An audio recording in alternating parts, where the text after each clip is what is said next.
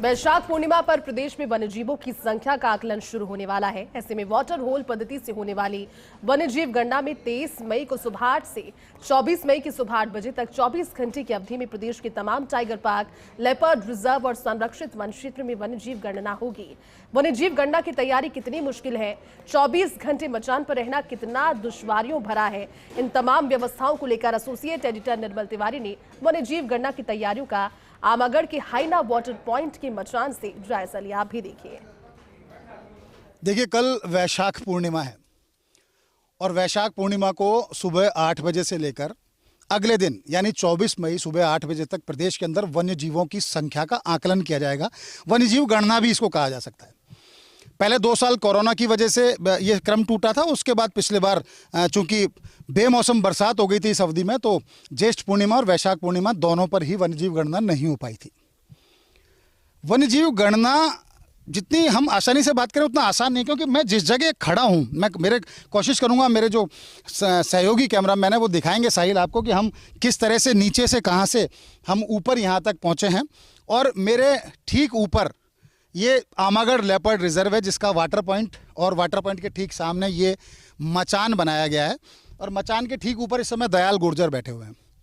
दयाल, हम इतना जानना चाहते हैं कि मचान, तो इसकी पूरी प्रक्रिया कैसी, किस तरह की, और कैसे वन्यजीव गणना को करोगे और कितना टाइम रहेगा सारा, बता दीजिए आप, इसी में बता दीजिए। देखो सर, हम 24 घंटे यहाँ पे बैठेंगे, कल सुबह 8 बजे से परसों 8 बजे तक।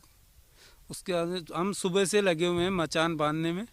मचान बांध दी गई है पूरी हमारे जंगल की, और सारी तैयारी हम करके पूरी रेडी है कल के लिए। तैयारी पूरी ये कह रहे हैं रेडी है। मैं फिर कह रहा हूँ कि प्रक्रिया बड़ी आसान नहीं है। आसान इसलिए नहीं है कि जैसे आमागढ़ की बात करते हैं तो यहाँ कुल 7 वाटर बॉडीज़ हैं, जिसमें 5 मचान बनाए गए हैं। एक ऑलरेडी वाच टावर यहाँ पर बना हुआ और एक पहाड़ी पर एक पुराना वाच टावर है। उन 7 पर 2-2 वन कर्मी और वॉलंटियर्स यहाँ पर बैठेंगे और वन्यजीवों की गणना 24 घंटे तक की जाएगी। चिलचिलाती धूप पड़ रही है, मुझे पता है कि मैं इस पेड़ पर कैसे चढ़ के यहाँ तक पहुँचा हूँ। मैं जानता हूँ कि मुझे इसके लिए कितना श्रम करना पड़ा। तो अब अंदाज़ा लगाइए, ये वन कर्मी जो संसाधन विहीन है, जिनके पास बहुत ज़्यादा संसाधन नहीं है, सबसे पहले तो इन्होंने ये मचान बांधे।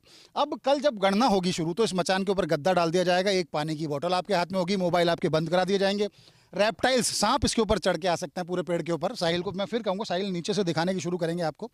कोई भी सांप आ सकता है चढ़ करके, मॉनिटर लिजार्ड यहाँ पर चढ़ करके आ सकते हैं। आपको खुद की सुरक्षा उनसे करनी है। और वन्यजीव इसके ऊपर नहीं चढ़े, क्योंकि लेपर्ड तो एक ऐसा जानवर है, वन्यजीव है कि तुरंत वो पेड़ के ऊपर चढ़ जाता है। तो उसके नीचे झाड़ियाँ लगा दी जाएंगी ताकि लेपर्ड इस पर ना आए। वाटर पॉइंट है उधर, वाटर पॉइंट दिखाने की कोशिश करेंगे आपको साहिल।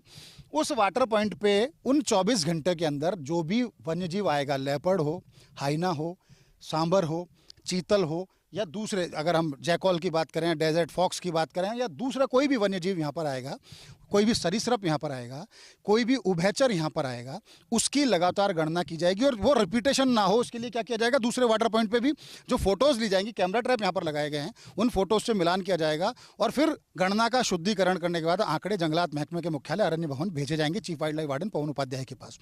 हर 2 घंटे में यहाँ राउंड लेने के लिए यहाँ के अधिकारी, यहाँ के जो प्रभारी नाका वनपाल हैं दिनेश चौधरी, वो यहाँ पर मौजूद रहेंगे। उनके साथ तमाम जो दूसरा स्टाफ है वो मौजूद रहेगा। रेंज अधिकारी सुरेंद्र शर्मा झालाना भी जाएंगे, यहाँ भी आएंगे, दूसरे अधिकारी भी आएंगे। लेकिन कितना दुर्गम है यहाँ तक मंच बनाना, उस मचान के ऊपर चढ़ना, मचान बनाना ही, मचान के ऊपर चढ़ना, फिर 24 घंटे बैठे रहना, फिर बिना पलक झपकाए आप वाइल्ड लाइफ की जानकारी लें कि यहाँ किस तरह से वन्यजीव आएंगे और उनकी हमको गणना की होगी। एक बार दयाल, एक सवाल और पूछना चाहूँगा मैं कि कितना मुश्किल होता है, आपने पहले भी आप वन्यजीव गणना में रहे होंगे, कितना मुश्किल होता है सब? सर बहुत मुश्किल होता है ये काम, इस धूप के अंदर बहुत मुश्किल हो रही है हमारे को। पानी की क्या व्यवस्था रहती है? अभी लू क्योंकि हीट वेव है, तो ऐसा धूप ना लगे, उन सब के लिए कैसे बचाव करते हैं अपने आप का? बचाव के लिए सर हम इसके ऊपर टेंट लगाएंगे, कुछ कम्बल अम्बल लगा के फिर जनगणना करी और वन्यजीव से भी आपके बचाव के लिए? बिल्कुल, बचाव के लिए नीचे झाड़ियाँ लगानी पड़ेगी हमारे को, पेड़ों के नीचे। जिस तरह का मैंने यहाँ आसपास माहौल देखा, निश्चित तौर पर बहुत दुर्गम है। तो वन और वन्यजीवों को बचाने के लिए जो वन कर्मी होते हैं, उनका जो गठजोड़ है आपस में वन्यजीवों के साथ, उनके प्रति उनका सम्मान है, उनके प्रति जो संरक्षण की वो भावना रखते हैं।